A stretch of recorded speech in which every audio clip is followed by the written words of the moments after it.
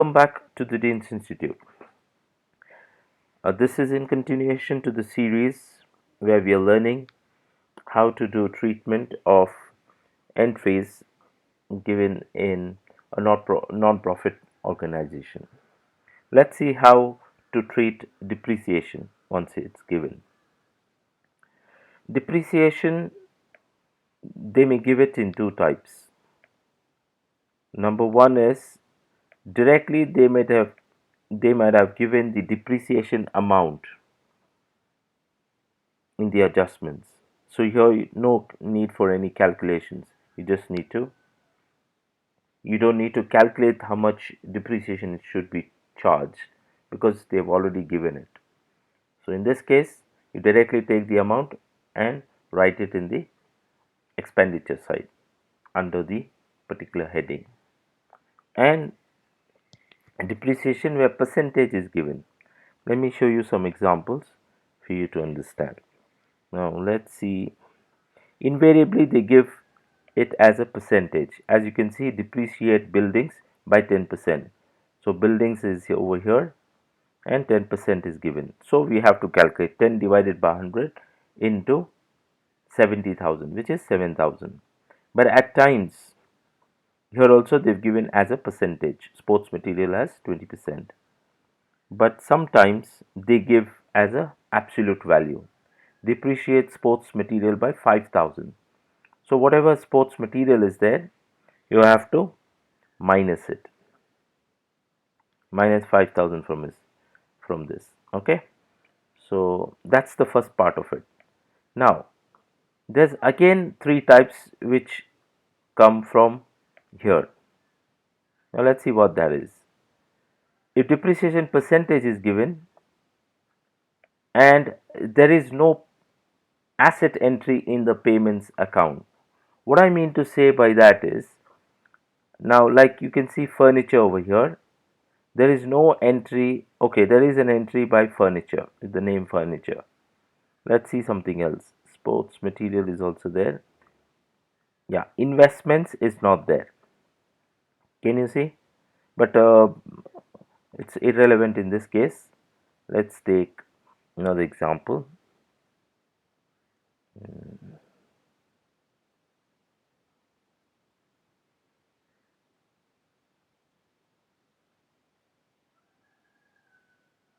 Okay, this is a good example to see. Over here, buildings 70,000 is given, but if you come down in the payment section, there is no entry related to buildings. As you can see, you have office expenses, printing and stationery, salary, purchase of books, bank loan, subscription to newspapers. There is no entry pertaining to buildings. So this is the entry I'm referring to over here. No asset entry in payments account. That means this year there was no building bought. That is what it indicates. So if that's the case, you need to calculate. Let me increase this so it's easier for you to read. So if there is no asset entry in the payments account, then calculate depreciation using the percentage in adjustments, and you write it in the outer column, and asset value in last year's balance sheet. Yeah, asset value using the asset value in last year's balance sheet. So basically that's what I told you. 10%, yeah, 10 by 100 into 70,000. So you take, this is category 1. Now let's see what other things are possible. Okay, asset entry with date in payments account. So if a date is given, then what do we do? We have an example over here. Okay, let's go here. Yeah, as you can see, we had sports material worth 35,000 and there is a date given 1/10/2017. That means after 6 months some more sports material was bought. So if this is the case, and over here It says depreciate sports material 20% per annum. So in that case, you have to calculate 20% separately for 35,000. That is 20 divided by 100 into, one second, let me simultaneously type it for you.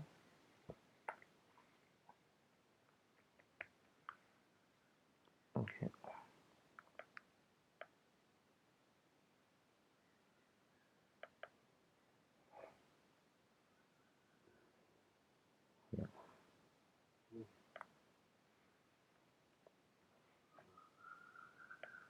So 20 divided by 100 into, now in this case,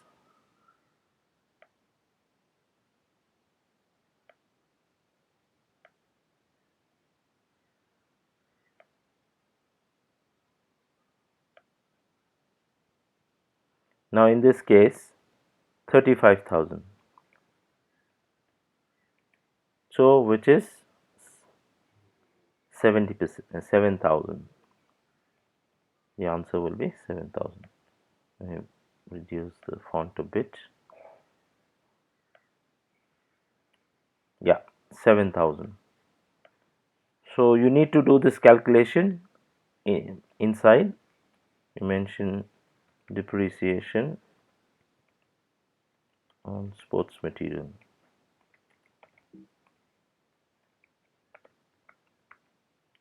Now this is 7,000, and then you have 20% into, and there is a purchase of 18,000.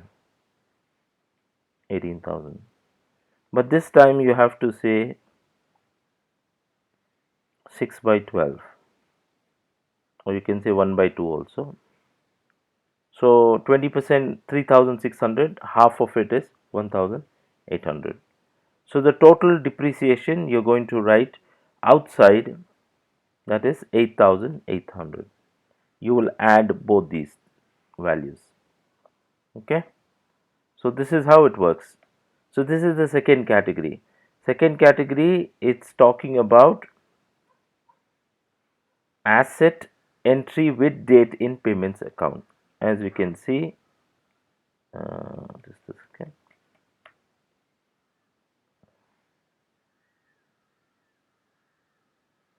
Let's see, preview. Yeah. So this is asset and there is a date given. So in this case, you have to calculate it separately. Depreciation on sports material, and let me just reduce this so it's easier for you to see. Yeah. So this will go in the outer column. Yeah, this will go in the outer column, and this thing you will do it. This is how you do it. The 7,000 plus 8,000, 1,800. If you put it inside a in a column, and then you write it the value in the outer column. So this is category 2. Now let's see category 3.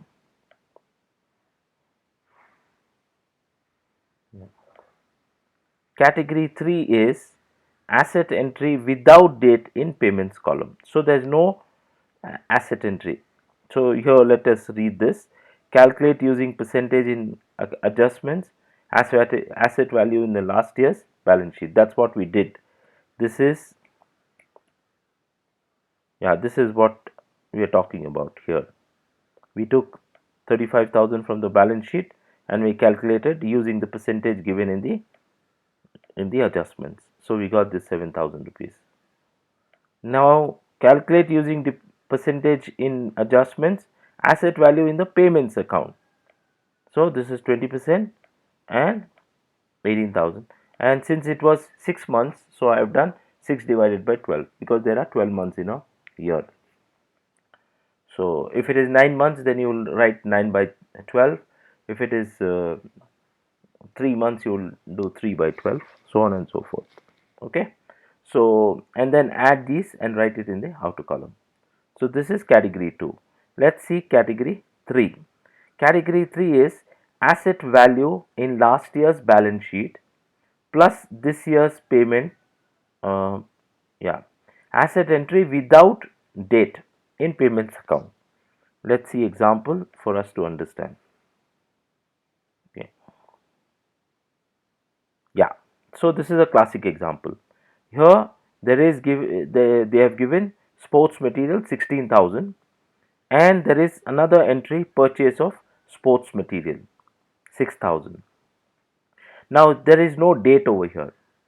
So if the date is not there, it's very simple. What you do is depreciation on sports material. So in the balance sheet the value given is 16,000. You take that 16,000 and add the new purchase. The new purchase is 6,000. So the total sports materials value is 22,000. Now we go down and we see depreciate by 5,000. In this case they have given the value, so it makes life easy. So here we can say less depreciation. So that's, we come down here. So in this case you don't need to do anything, you can directly go and write it over here. This will not hurt because this will be your new balance sheet value.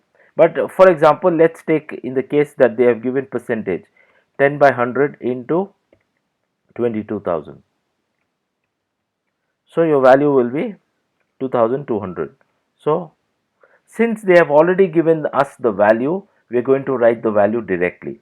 But if they had given a percentage like 20%, then we would have written 4,400. I hope I am clear with this. Okay. So there is both possibilities. They may give you as a absolute value in money, or they may give you in percentage. So if they give you as a percentage, you need to calculate this. Take the last year's balance sheet amount, add to this year's balance sheet, purchase, and then you get a total asset value of that particular asset for which you need to do depreciation. So once you get that, okay, once you get that, if there is a percentage, calculate using the percentage and write the value outside. But since they have already given the depreciation sports material 5,000, let's see some other example. If you can find something similar to this. Yeah, again there is a date over here, so we need to follow the previous method. So let's see. So basically I hope you've got the idea. I don't want to prolong this video. So let's look at the three categories. First thing is depreciation amount given in the adjustments, which we saw just now. Depreciation percentage given in adjustments.